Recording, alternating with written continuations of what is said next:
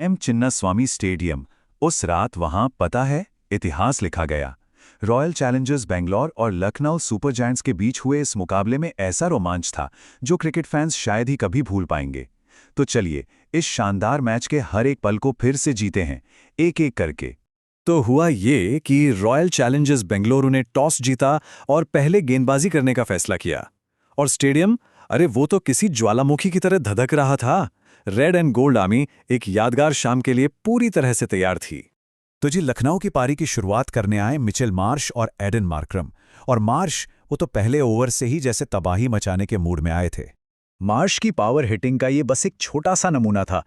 सोचिए, भुवनेश्वर कुमार की एक नकल बॉल, मतलब वो उंगलियों के पोरों से फेंकी गई एक धीमी गेंद, उस पे उन्होंने 102 मीटर का एक मॉन्स्टर छक्का जड़ दिया। गेंद सीधा स्टेडियम की छत पर जा गिरी और अंपायरों को नई गेंद मंगवानी पड़ गई। क्या शॉट था वो!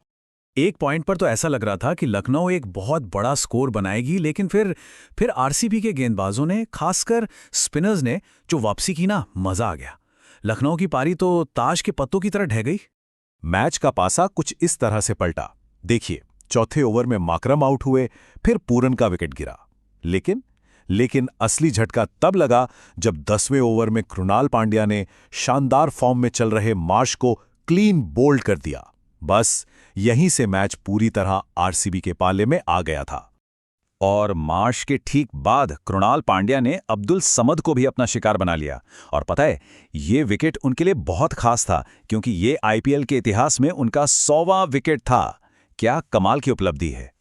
तो लखनऊ की पारी की कहानी कुछ ऐसी ही रही। आखिरी के कुछ ओवरों में तो उन्होंने सिर्फ 56 रन बनाया और अपने 6 महत्वपूर्ण विकेट खो दिए। बिल्कुल एक नाटकीय पतन था ये।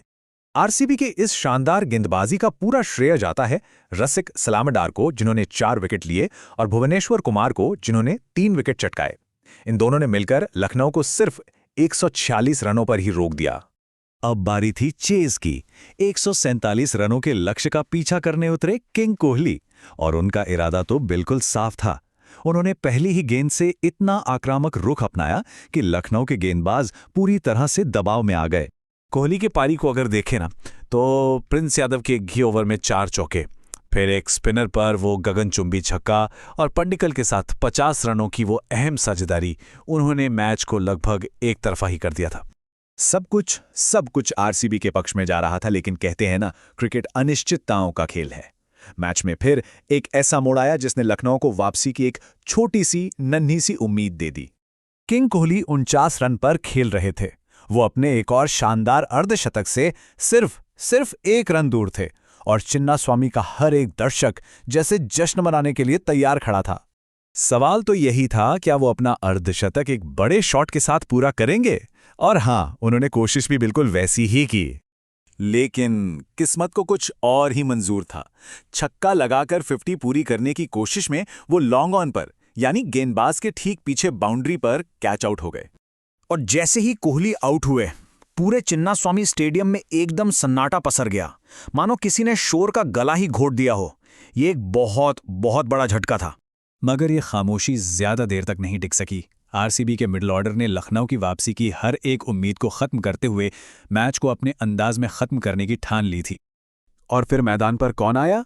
फिनिशर जितेश शर्मा, जिन्होंने आते ही पहली कुछ गेंदों में ही मैच का रुख पूरी तरह से बदल दिया।